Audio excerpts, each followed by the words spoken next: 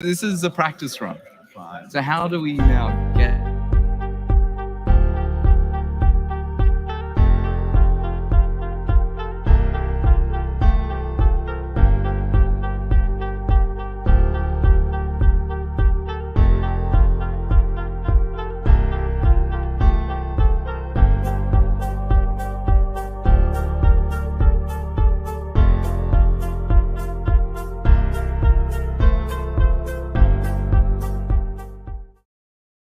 No. We're doing it off here. Will I have enough battery? The iPad? No. And that's why I'm asking one of the other UPs. Oh, here we go.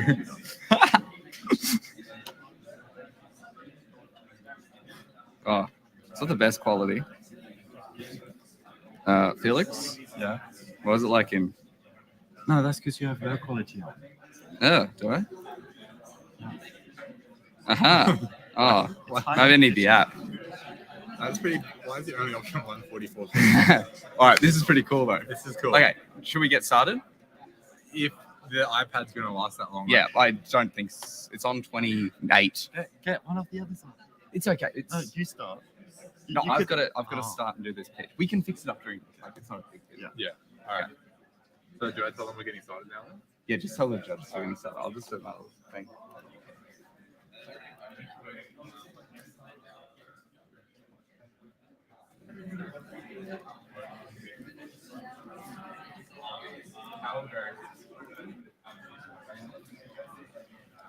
Hey guys, so we're going to get started. Welcome to our Space Explained event. This is sort of the first event we've done like this that was sort of expanded into a particular niche.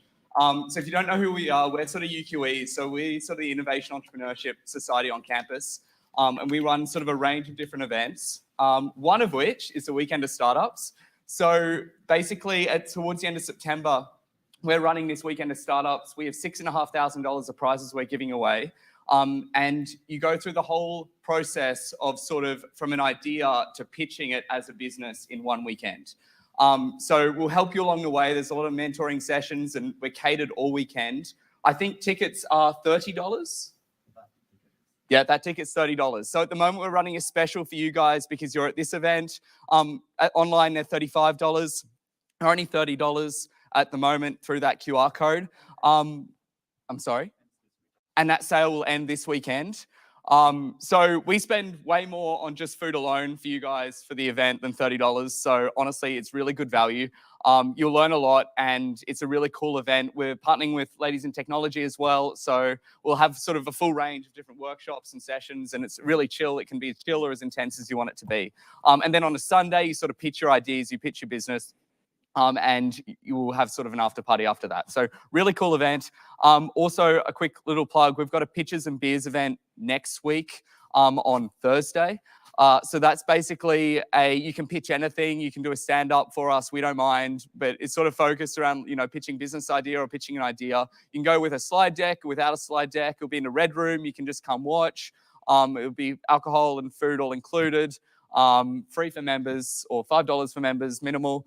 And that's next Thursday as well. So I'll put that up at the end. But we're here tonight for our Space Explained event. So I'll hand over to Jared, who'll MC the event. We're also live streaming for the first time, which is why we took a little bit longer than we could have on that camera there through our panelists. So it may be, you may get a better view over here. Just we had to shift it to get our camera in view. But yeah, we're testing this out, so bear with us. But yeah, I'll hand over to Jared, who will be our MC for tonight. Awesome. Finn. All right. Awesome. Thank you, everyone, for coming. So if you want to, guys, just come up and sit here so we've got you on camera and in a good view. So I think a good way to start off this event is kind of explaining what the purpose of it is and what we hope you guys get from this. So one of the challenges with explaining the space industry is that it's a lot broader and a lot bigger than most people think. When they think of the space industry, you typically think of rockets, typically like NASA missions, but it's a lot bigger than that. And we're hoping to kind of broaden your understanding of it. We're also hoping through these events and the questions for the panelists, you kind of have a better understanding of the challenges and opportunities within those industries. And most importantly, we're hoping to inspire you to pursue other opportunities in this industry. And even if it's not something that you've been involved with before, to just experiment and see what you can do. So the way this event will work is for the next 30 to 45 minutes, I'll be asking our amazing panelists a few questions. We'll then move into audience questions if you guys have any, and then we'll conclude this night with some free pizza and food. So I guess we will have the panelists introduce themselves. So I did try and prepare an introduction for them today, but their achievements are like quite long, so I can't actually do a good justification for it. So we'll just pass the mic along if you want to introduce yourself, the company you work for, and I suppose your role in your company, and maybe a bit about where your interest in the space industry come from and like how you kind of got to your role. Yeah, Norris. So I'm David Doyle. I'm the program manager of launch vehicles at Gilmore Space Technologies. So my role in the company is to look after all the design engineering, manufacturing engineering, production, and then the ultimate launch service or the provision of launch services for Gilmore Space Technologies. So I work directly for Adam Gilmore, the CEO, and then take care of everything to do with LVs and rockets in the company. How I'll work backwards from that.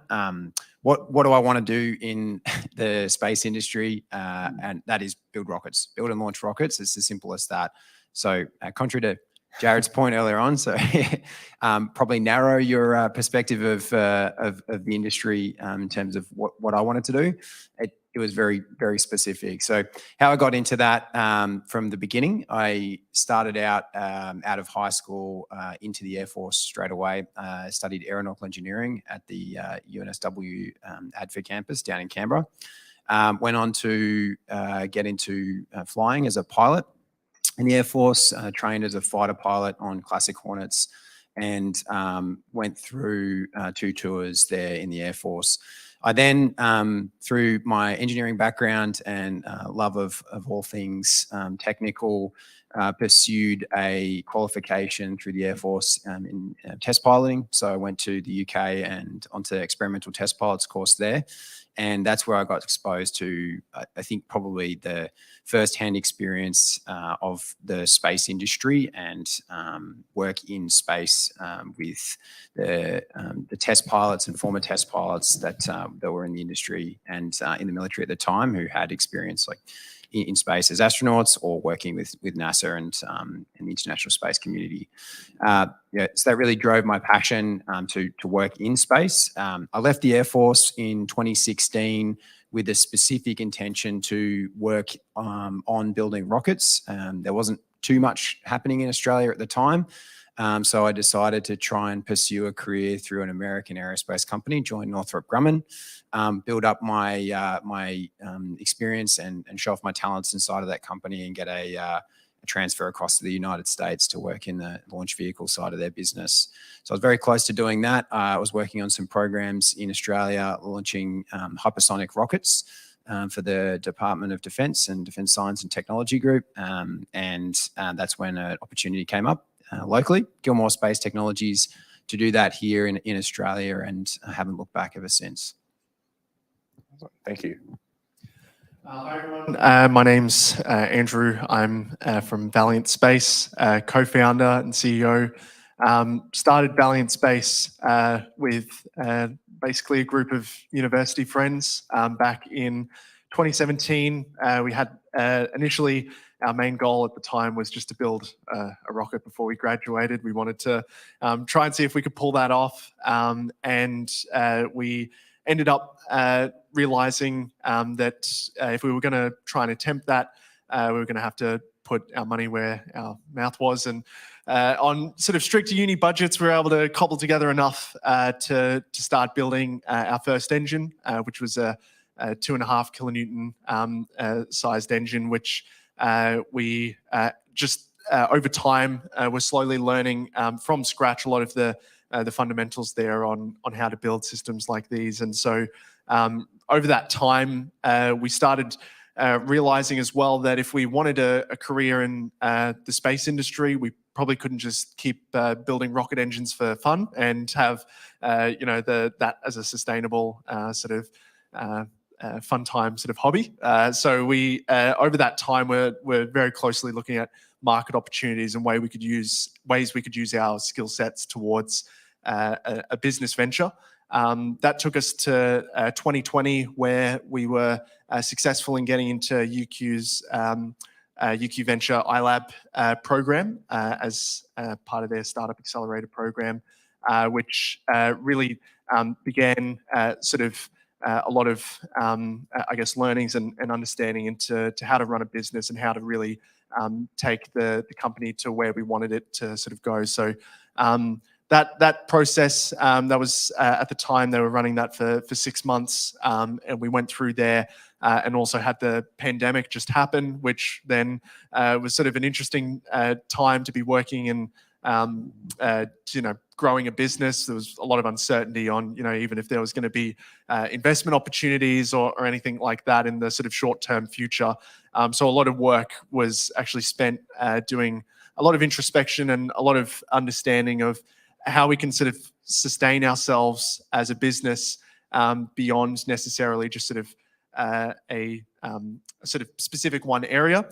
We had a look at that sort of market opportunity, and where we sort of had landed over that period of time was on in-space propulsion. So Gilmore obviously is focusing on getting things into space. Our focus was looking at how to keep things in space and how to move them around once they're up there, which is an important part of being able to have satellites sustain in their orbit, but also to get them to orbits that the launch vehicle might not necessarily be able to accommodate, and also to avoid collisions with other spacecraft, which is a big problem. So we ended up going through and developing that.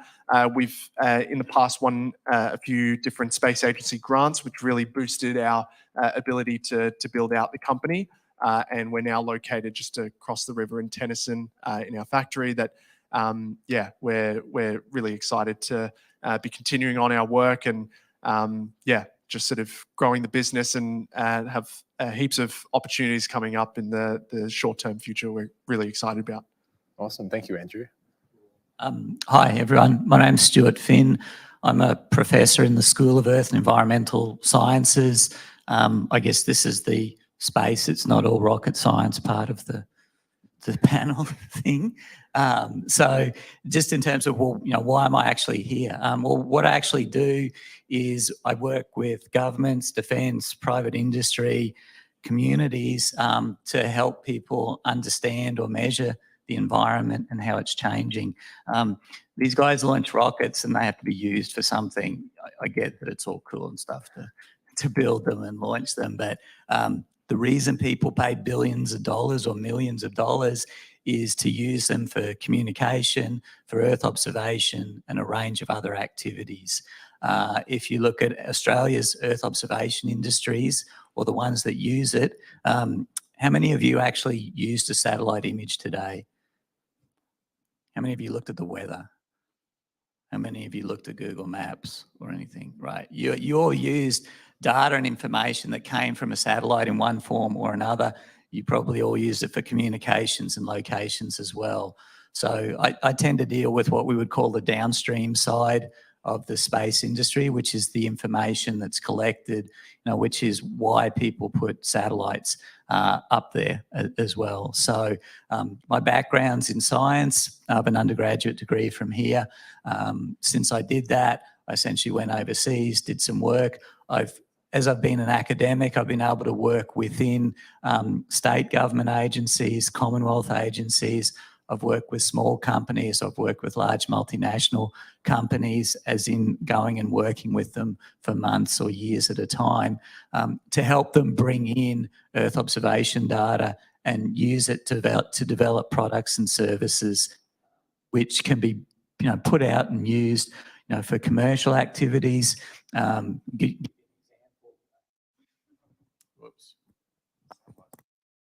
I'm happy to shout. So I've been teaching all day. You guys can hear me down the back? Right, easier. So quick example, Canadian company called Greenhouse Gas SAT. Their market was methane emissions. How do we actually build basically a business around providing products and services that people will pay to monitor methane emissions, which is greenhouse gas.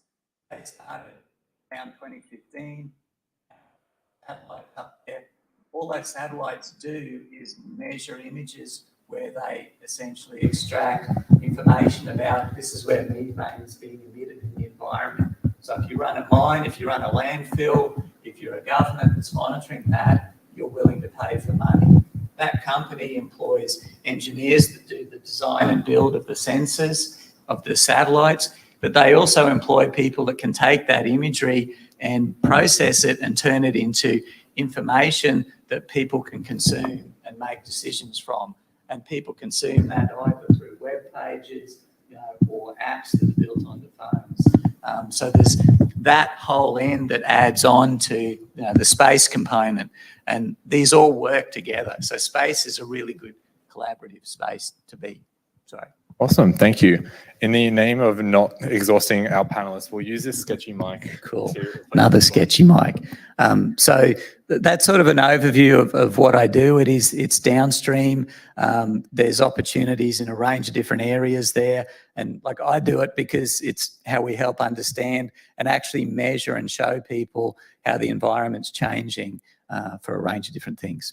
Thanks, Jim. Awesome. I think a good place will be to continue on that. So obviously the part of our society is startups and getting the students to start their own businesses. In the context of, obviously we've had the Australian Earth Observation Forum complete recently.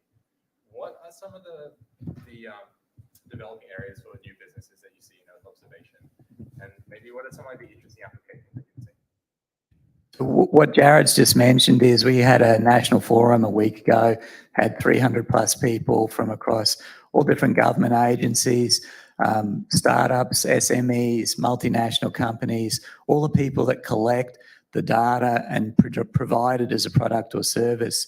So that the general trend that we were seeing, particularly in SMEs, is this specialization in people picking a certain application to build a product or service around. I'll give you an example of two local companies. One's called SIBO Labs, and what they've done is work out a way where for individual people who run grazing properties, how they can provide a service which you can access on their phone or on their laptop, so they can look at their pastures, they can see how much available feed is there, they can see how much feed will be there in 1, 2, 3 or 4 or 5 months, and then they'll sell that as a service.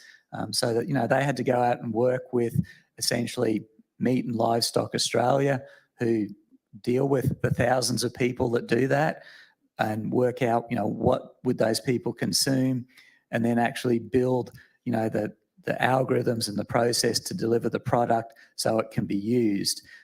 It's now going to be used for also, looking at the carbon footprint of each of those farms as well. So that's an example where someone's built an application around that. It's driven by satellite image data that's provided by the European Union, as well as a number of private companies as well. So it relies on all the infrastructure that these guys are putting up in space, and that there's a lot more there. So, you've got people who are doing it who have a background in, I guess, geography, but also ecology and plant physiology, working with people. You've got software engineers, and if you want to take that analogy further, what some companies are doing is going, okay, we're going to build our own set of satellites that collect that information and use it, for our purposes. So the example I gave you with the greenhouse gas satellite company was one of those. But all of those, you need a multidisciplinary team to do it, but people are willing to buy that service, and Earth observation is one of those services. But it needs satellites and it needs people to put them into space. Well, if we can go back to Stuart, briefly, you mentioned the multidisciplinary engineering team. What skills, obviously a lot of the members here come from a variety of studies and areas. Yeah.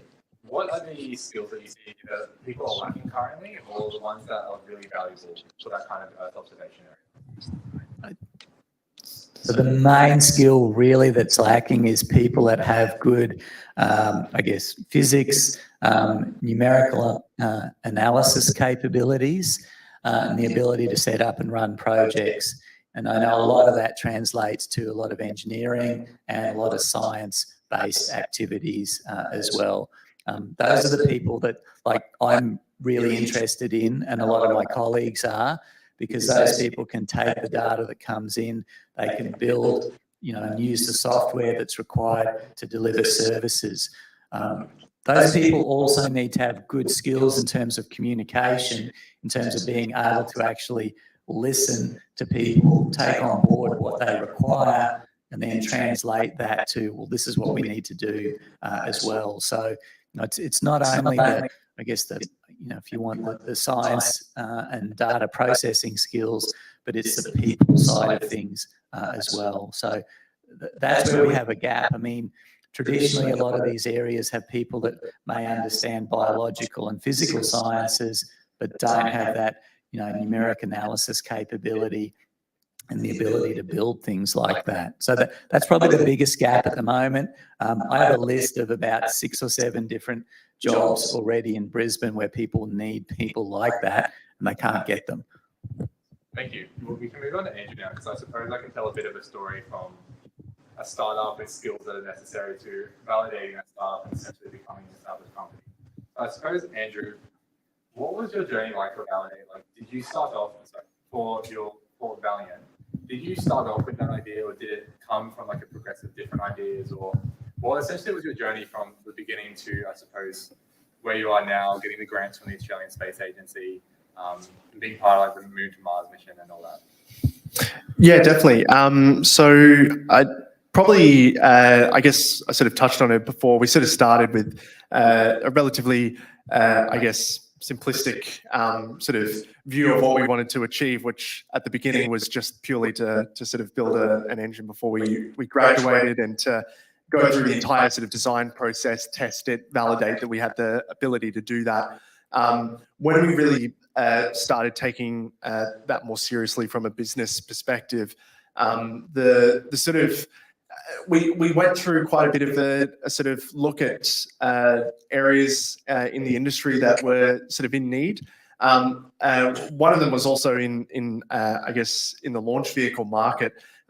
We by that time also saw that Gilmore and other companies as well were already sort of quite a fair bit on the way. So we weren't I guess so keen on sort of jumping into that sort of market opportunity. We really wanted to sort of find a niche that we could sort of fit within, to at least get the company started, and to sort of find that that sort of I guess entry point into the space industry. So that sort of was an iterative journey, and definitely towards the start, we sort of went through a few different sort of areas there. We thought that maybe starting with larger engines was the way to go, and to focus on providing services with those larger engines that could be used for simulating re-entry or simulating landing on the surface of the moon as well. That was one area that we were looking at, potentially building a sort of test bed unit to perform that kind of validation. But those sort of as we started to sort of progress and those discussions sort of finalized, we really saw then that the sort of direction that we wanted to push in was I guess closer, and a little bit closer sort of downstream towards the sort of satellite side of things, and satellite propulsion systems being a big area of need, and one that we were just discussing before about the importance of having the ability to control a satellite in space, especially as the number of satellites in space increase rapidly, and the congestion of that is such an important sort of problem that needs to have solutions, and propulsion is sort of one of those. So I guess on that journey, we obviously made a few different assessments of where we can sort of fit in, and we sort of settled on where we are now, just based on the sheer, I guess, demand for not just particularly propulsion, but just components and things for satellites to support this massive growth in the industry. I think that leads into a simple but probably difficult to answer question. I suppose, where do you see Valiant Space going in the next maybe 5 to 10 years? Well, hopefully into space multiple times. That's probably the first thing that is on our minds. We really want to position ourselves, particularly in Australia, as a provider of in-space propulsion hardware, whether that's our thrusters and our engines that we're building, but also the other important components and things that other people who are building these systems or parts of these systems really need in order to establish, those pieces of important hardware. So we're keeping our, I guess, horizons open and deliberately so to at least capture as much sort of market opportunity as we can. We very much see the importance for our company over the next 5 to 10 years at, I guess, not necessarily being so laser focused on a single product idea, which, as with any startup, you need to trial, test out in the market and very likely fail to really get that sort of iteration loop going. And so if we put all of our eggs in one basket in just one single, I guess, product in a company like ours, that's something that we want to, I guess, avoid and de-risk. So along the way, we look at sort of things that we can, I guess, spin out or have as products on their own or services that we can provide to ensure that we're running not just a business that can rapidly scale up, but also be sustainable and not just sort of vanish as a company that sort of just rapidly goes up very quickly and then doesn't really have that sort of sustained business opportunity. So I'd say, trying to keep that as sort of broad as possible, but still within the sort of expertise and area that we're trying to focus on is where we're trying to head. Thank you. I think everyone's it continues to tell a good story of like you do have a startup, you validate it, and I suppose eventually you will hopefully hire engineers and stuff. So I'd like to ask for you, where do you see, I guess, the space industry moving in the same kind of way into the next 5 to 10 years, and possibly even where do you think Gilmore Space would sit in that? Yeah, sure. So the way I'd characterize the space industry and I guess where government and people within the community have been over the last 10 to 20 years is lacking ambition. And I don't know if it's necessarily because people personally have lacked ambition or a desire, but I think it's just collectively we've set ourselves such a low bar in Australia as to what we can actually achieve that we've met it. We met the low standard or the low bar in terms of ambition of what we wanted to do. And I guess we're happy with that for a period of time.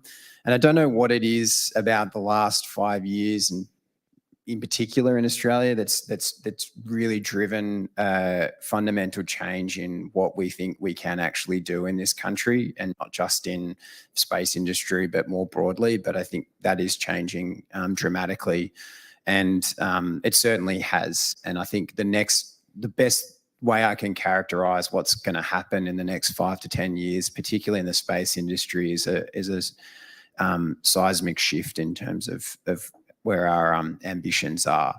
So what do I think is going to happen for sure in the next 10 years or by 2030? So we'll put astronauts, Australian astronauts into space from Australian launch sites on Australian launch vehicles. I also think that Australia for sure will land on the moon in some way, shape or form. So most likely in some kind of fixed payload, but it probably is opportunity to deploy an Australian rover on the moon, and that'll come from either Australian launch vehicles and Australian in-space propulsion and transportation services, or it'll be from another country's launch and access to space. But I definitely think that's going to happen. And I think that's probably unambitious, given where I know we are as a company and where the rate of acceleration that we've seen over the last couple of years, particularly in engineering and manufacturing in Australia. So Gilmore Space Technologies is where we want to be in the middle of that, and it's no secret that we're designing and building launch vehicles. We want to start off in the low Earth orbit space, pardon the pun, you can't avoid it, in the space. So start off with low Earth orbit, launching satellites for constellation replenishment. And we already have a number of those customers lined up to service that. Growing our capabilities to low Earth orbit, and then increasing the capacity of our launch vehicles to be able to then take a crew capsule before the end of this decade. And that will come with it a whole range of additional effort to support crew rating launch vehicles, as well as reliability engineering of the subsystems as well. So we are positioning ourselves to achieve that, and that is where we want to go, basically. Just on the other side of the business, I talk a lot about launch vehicles because I'm the program manager of launch vehicles in the company, but we also are developing satellite buses. We've already completed our first spacecraft, and that's been fully tested and is ready to go.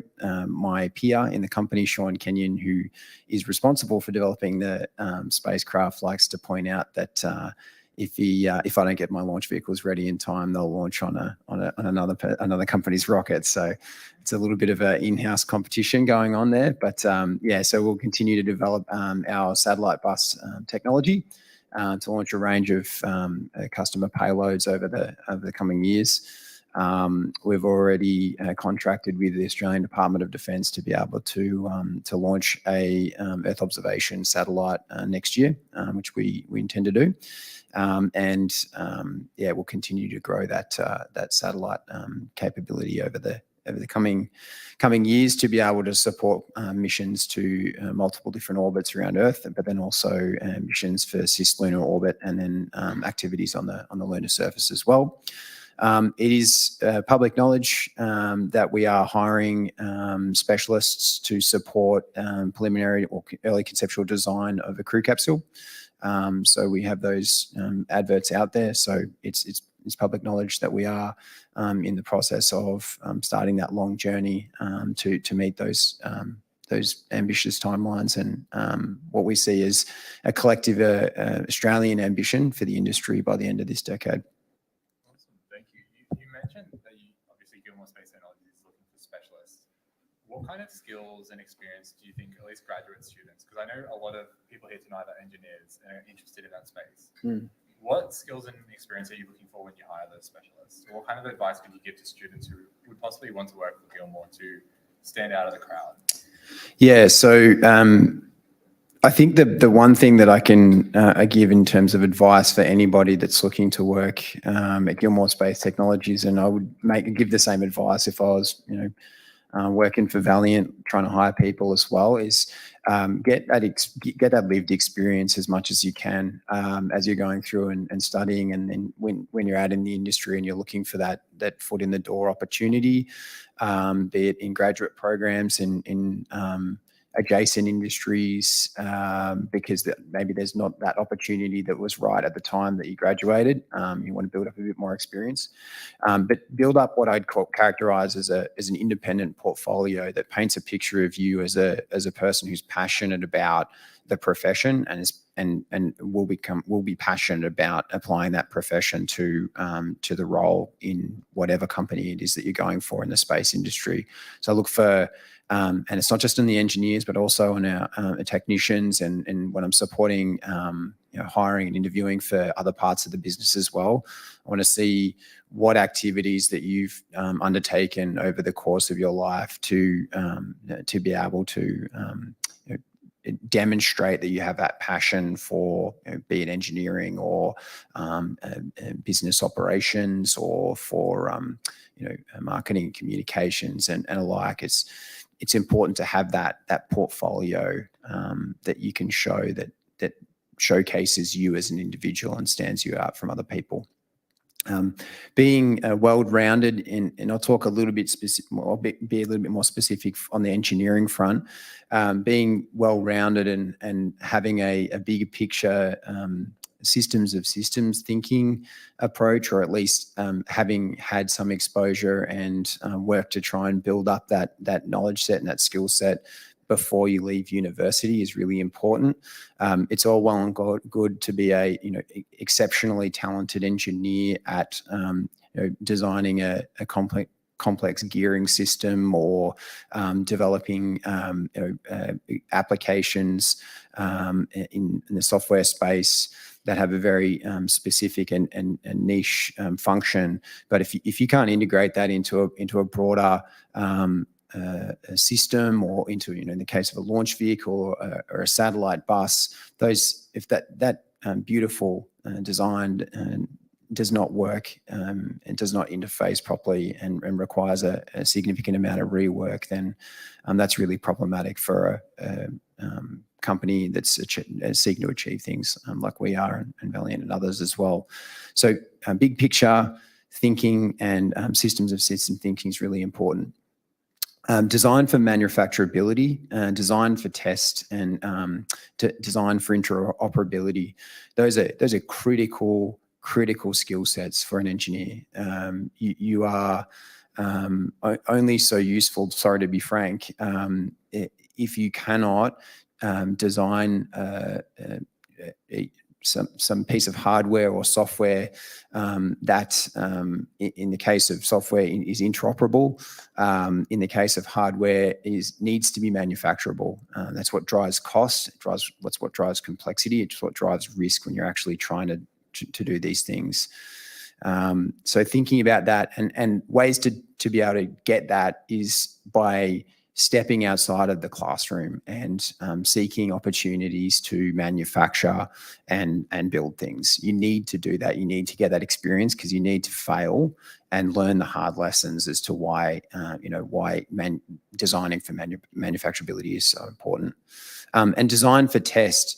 That is so critical. I mean, people that see SpaceX launches and the testing that they do at Boca Chica appreciate that what they're trying to do is build hardware, test it as quickly as they can, fail, learn from those failures, learn from those real failures with real hardware, go back, fix, build, and then test again. But if you design something that is impossible to test until it is integrated into the final product, into the final launch vehicle, and we have to build an entire stage with every piece of hardware, avionics, fluid system, pressure system, support system, you name it, and that is the point. That is at that point is the point you can test it. You may as well just fly. It's so hard to then implement fixes at that point, and then you end up having to basically disintegrate most of what has been built before. So being able to design or think early about designing for test is a critical skill set, and it will set you apart from your peers, and that applies across all engineering and technical disciplines as well. Awesome, thank you. As someone who's been in the space for quite a while, I certainly got a lot of value from this, so I hope our audience has as well. We'll move into audience questions now. If anyone has any questions for any of our panelists, feel free to put your hand up. If not, we can move straight into Peter when it gets here. But yeah, we'll go closest in the jacket. Just quickly, is there any opportunities for undergraduates as well, just to get their foot in the door and just to get that experience up? You want to go first? Yeah.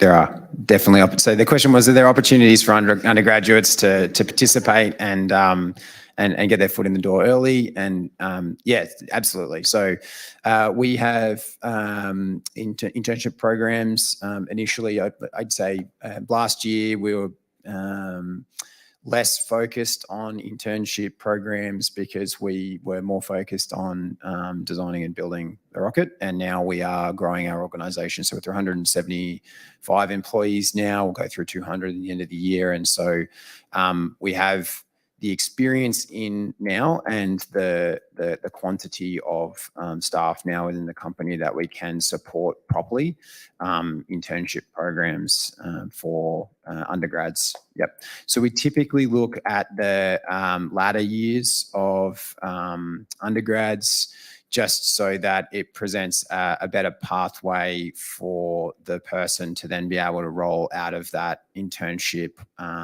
potentially with a gap to then roll into the company and start working. But we've taken second years. We've got a second year intern from University of Sydney who's in the company now at the moment working, and she's fantastic. So it's on a kind of case by case basis. We'll look at the whole of capability and experience and what degree it is that the individual's undertaking and where they might be a good fit in the company at the time. So yeah, absolutely. And I would encourage that. It's probably the best way to be able to hit the ground running in a career, particularly in engineering, where you come into a company which is in an industry where you don't really get the opportunity to gain real world experience before you kind of apply for a job. So being able to get real world experience in the actual in industry and company that you want to work in is, there's no better opportunity. Likewise, yes. We have internship applications open at the moment right now as well. And very much similar to what Dave was saying, we were also mainly looking at probably more towards those later year studies, but again, case by case basis, we make those assessments based on the right sort of fit. So I'd encourage everyone to apply who's interested, not just engineers as well. We are interested in anyone who has a passion for space and wants to come build awesome rocket stuff. The non-rocket side of things. So 3 different approaches in terms of what David and Jared just said. Approaching individual companies. Most of the companies we work with who are producing products or services for a range of industries and government will take people from second and third year because if they do that, they're essentially able to work possibly as interns, but essentially get paid. They get trained within the company, and if things work out, great, they carry on afterwards, and that means the company doesn't have to go out to market. They've already, found someone who works well. The second one is professional bodies. There's a range of different professional bodies. I'm not across all the engineering ones, but from the areas we deal with in geospatial industries and environment, there's professional bodies that have young professional groups that do meet, and they'll let you build the networks to get those connections, to get in and get that real experience, because it will make a difference in setting you apart from other people, showing that you've got experience and what you're capable of. Last one is within the university. If you look at the employability sections in each of the faculties on their web pages, there are summer and winter scholarships. An increasing amount of those are industry-based partnerships and internships now as well. So there's a range of options, and it will definitely set you apart from other people if you engage with those.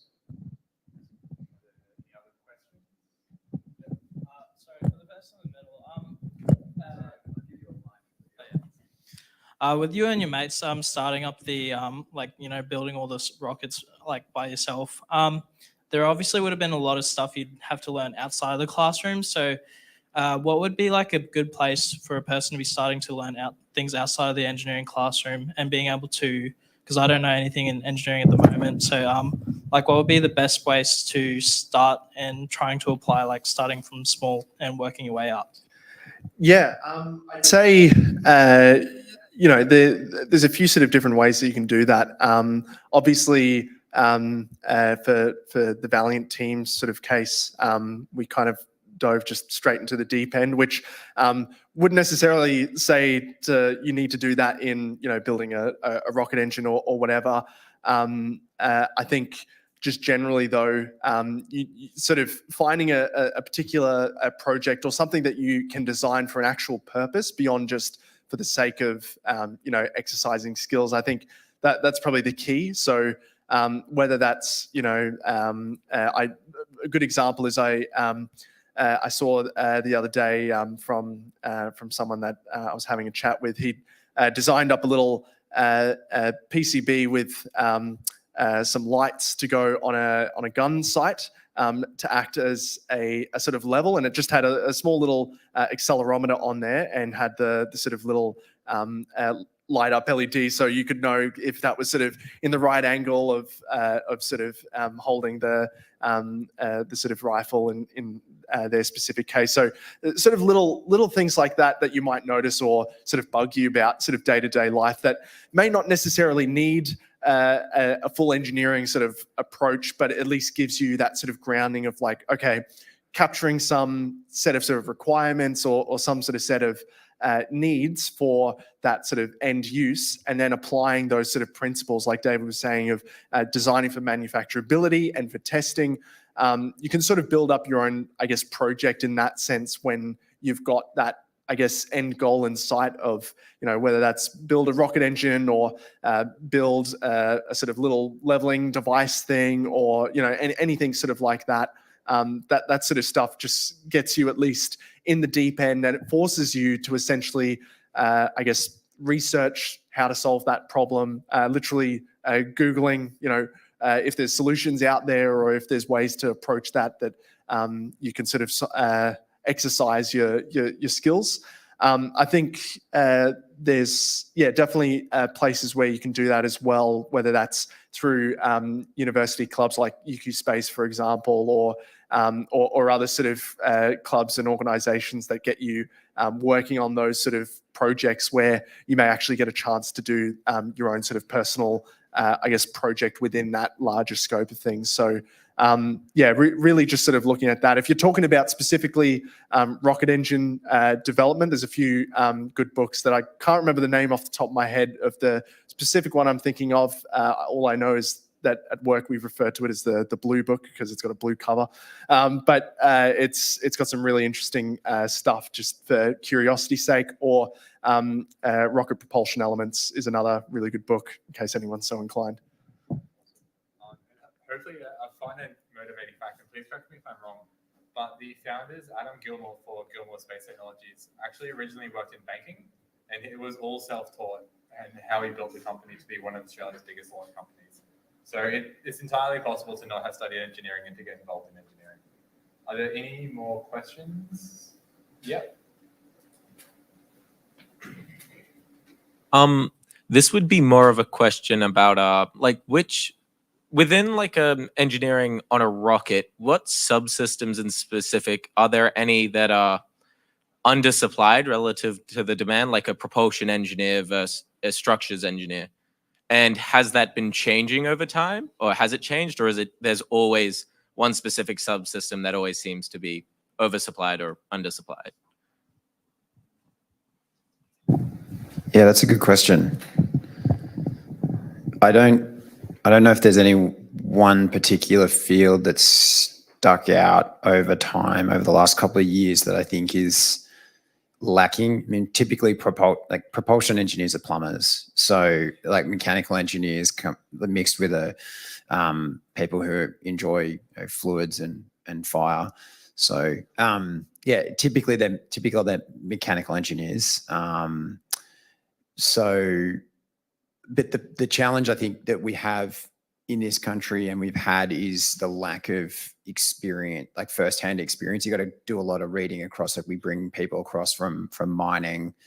We take people from telecommunications, and I'm talking about people that are been in the industry 5-10 years. And so I think what the area that we lack the most in this country is a pool of talent that has seen the movie before, or at least seen part of it. And I think that's really changing at the moment, which is great to see. We hire and grow from graduates, all disciplines of engineering. So software engineering, mechatronics, mechanical, aeronautical and aerospace. We've got civil for the launch site and launch site development. I mean, the list goes on. I can't think of chemical as well, and then into the business side too. Manufacturing, engineering. I think actually that'd be it. Manufacturing engineering is probably, in terms of the discipline, that we really just don't have a whole lot of in this country, and we don't have specific tailored. But correct me if I'm wrong, but and please tell me about it, because I'm interested to find about those pathways at the degree programs that focus on manufacturing engineering as a discipline. And then, now I'm on a roll. The other one is welding engineering as well. So that's, I think, as far as I can tell, internationally, there's two universities or colleges that run world-class welding engineering degrees, and that's Ohio State University in the US and Cranfield University in the UK. And we've picked up a guy now who's working for us as welding engineer, who went through put himself through Cranfield University, and fantastic. US we can't tap into because of trade regulations for us, unfortunately. So yeah, welding engineering and manufacturing engineering is those two disciplines and desperately in need of.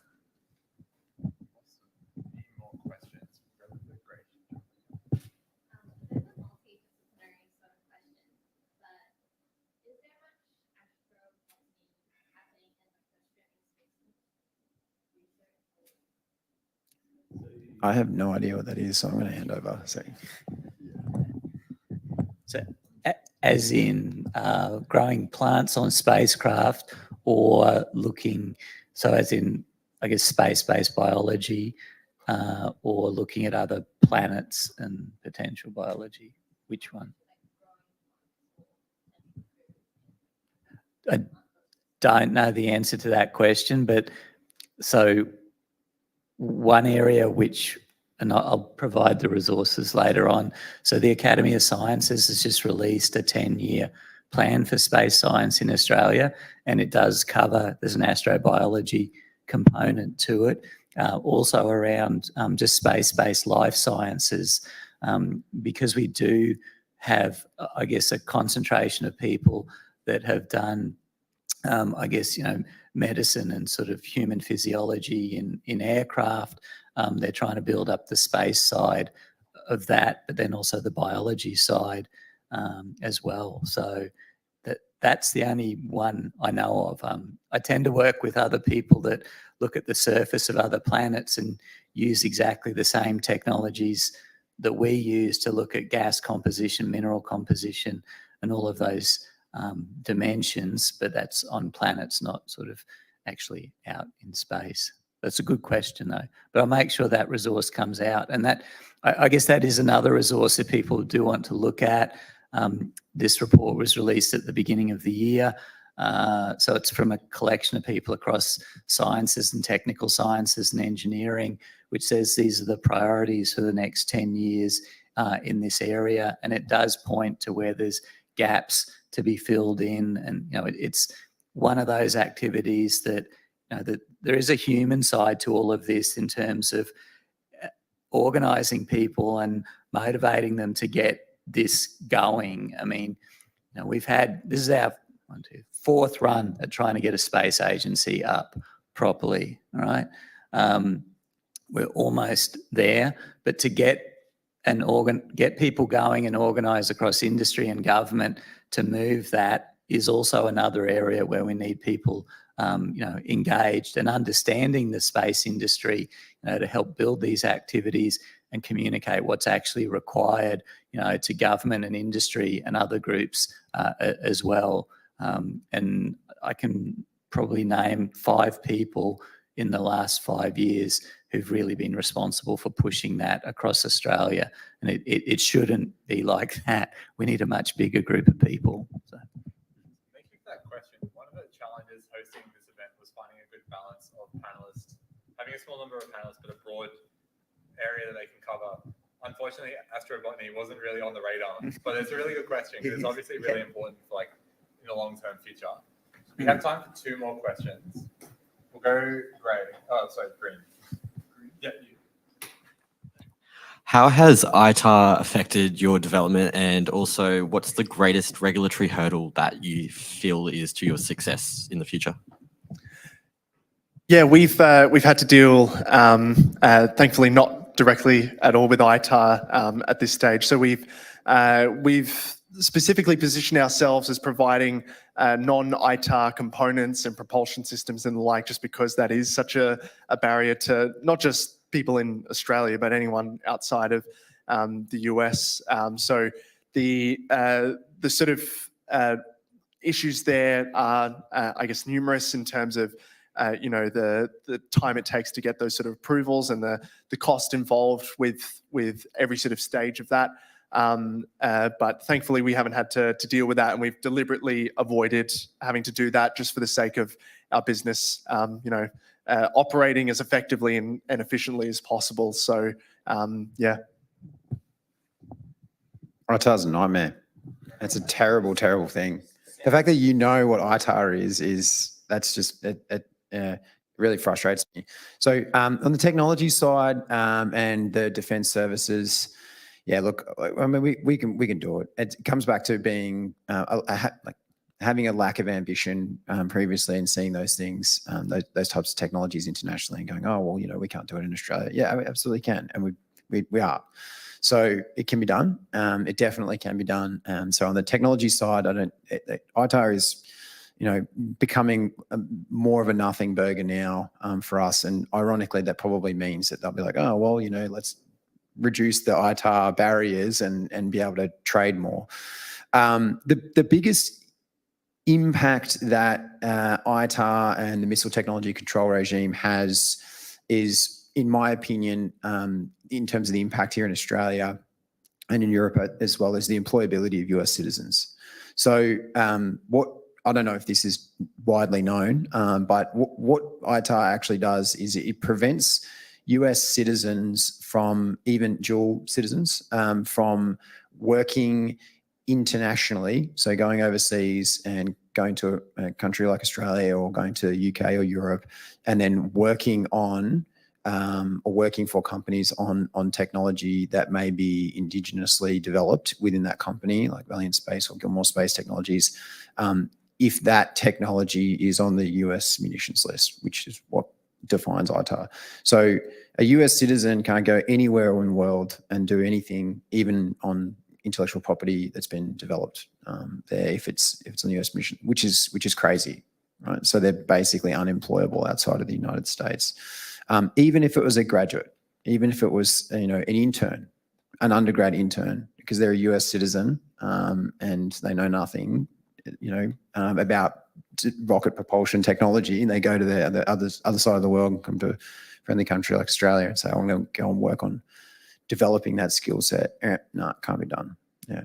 So that's a big push to try and change that, because that's ridiculous.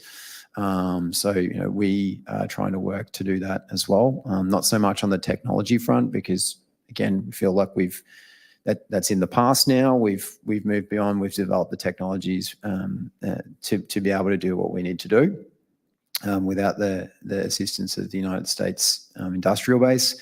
But I think from our perspective now, in particular, is about getting access to people who live in the United States, who are United States citizens, who want to relocate to Australia for various reasons and want to participate as part of the space industry here and work on the same technologies and have the same opportunities they might have there as well. So I think that's got to change. Yes. I'll stay away from ITAR but I guess space industry and space applications have progressed because we collaborate internationally in a whole range of different spaces. So, sorry, another part. But it's and so particularly whether you look at different, I guess, the International Space Station, the missions that we work on with the US, their science teams are all international. The missions we're on with European Space Agency, JAXA, the Japanese Space Agency, the Indian Space Agency, Chinese Space Agency. These are multinational collaborations, and people work together to solve problems. And I think space is one of those areas where you can do that. There are some restrictions in place with ITAR in terms of working with people in the US. We do have embargoed countries. We also have restricted goods that applies to software and things that we develop. But we also need people that can understand those systems and enable groups in Australia to work around and with them as well. So this is sort of coming back to that. The other human side of things is, there's a big component there of understanding, what the restrictions are and how you work within them effectively or work around them as well. Because, if we're going to solve things as humans and make things better for us in general, we've got to work together, not necessarily pull things in. I know that leads to a much bigger ethical debate, but we're not going to go there now. Last question. Who with the white shirt? You can talk to them afterwards once we're having pizza. Do you think something like doing an exchange program overseas would contribute to your employability in a space agency here in Australia? Yes. Yeah, definitely. It's just, I guess that sort of adds towards that sort of life experience and that knowledge that you can gain and the sort of connections you can make as well. I think, the sort of opportunity there, and obviously for the past 2 years, that hasn't really been even sort of a viable option for a lot of people. And I think that, I would definitely recommend taking up any opportunity like that. And if you can sort of focus that towards a particular university as well, that's got a lot of, capability in a certain area that you're interested in specializing in, whether that's some sort of place that you can get your hands dirty on that, but even if not, just being in and around the people who sort of are at the cutting edge of research in those respective sort of fields it's amazing how much you can just learn from just absorbing the knowledge that other people have and the experience they have. Yeah, absolutely. So before I was saying, one of the biggest issues that we have at the moment is that we lack people with first-hand experience in this country, and so that's improving as people do things in this country, and so provides opportunity for interns to actually get their hands on. So if you can't get into a company that is literally working in with the technology that you want to work in, or in that field, then look abroad and see if you can look for opportunities overseas with universities, or even with universities, which gives you an opportunity to obtain internships into foreign space agencies or for in companies that are actually working in that field, because that will make you much more employable. We've got a graduate that's working in our guidance, navigation, and control team, who I think he was a graduate of UQ. Actually, went across to France and Paris. Did a part of his final year, I think, in a university on exchange in Paris. Picked up a graduate role at the European Space Administration, and was for an internship program, and reached out and said, wanted to get a job. And we're like, yeah, absolutely. So had been working firsthand guidance, navigation and control for the ESA on programs. So yeah, straight away, definitely employable. Yeah, so I would encourage that, and just it gives you that life experience and broader horizons that is just so valuable and does set you apart from other people. The one thing I just caveat that is think about what you want to do, right? If you want to work, if you want to learn and get the skills and prepare yourself to get out into industry to work, do that to the point that makes you employable to get the opportunity to fulfill that goal.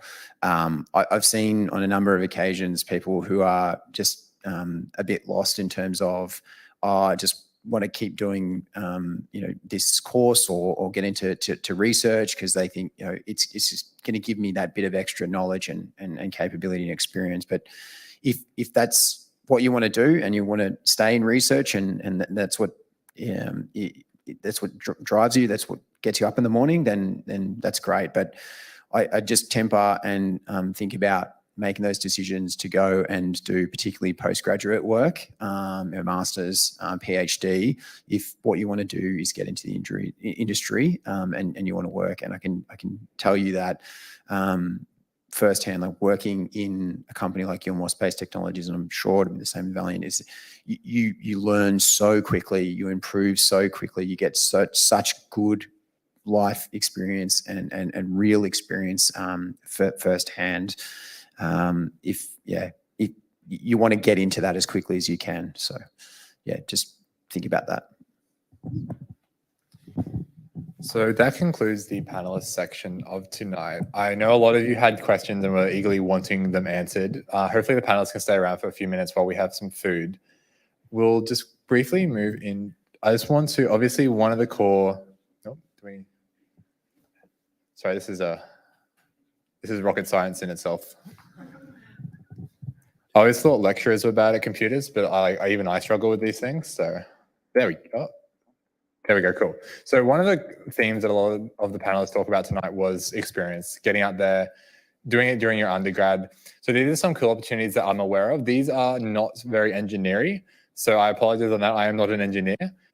If the panelists know of any cool opportunities for undergrads to get in, please send them through to me and I can pass them out, particularly ones that you would look for on a resume or in a potential recruit. But these are some cool opportunities. NASA Space App Challenge, that's in the early October. That's a cool hackathon style thing where you don't necessarily need to know how to program, but it uses a lot of Earth observation kind of techniques and technologies. Space Generation Advisory Council is more law and policy. They do a lot of work promoting space internationally. And the AYAA Astra program, they write a white paper every year on how to improve the Australian space industry. I actually did that program, and that's what's gotten me into the space industry and has actually provided the connections for me. So definitely get involved with those if you're interested. We also have this one. Cool, yeah. Weekends of Startups. So Finn talked about this at the beginning. This is a cool opportunity if you want to get into startups, if you possibly have a space idea.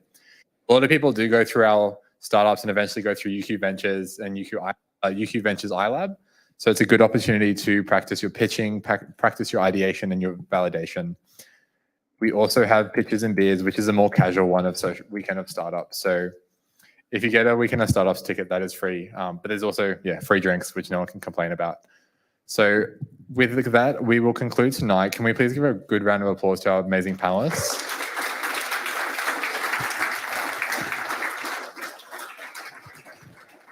Beautiful. We will now move into food. So pizza is at the back of the room. We'll start off with 2 pieces for each person. There are plates and napkins, but you can have seconds once everyone's gone through. But yeah, try and be orderly, I suppose. Thanks for coming, everyone.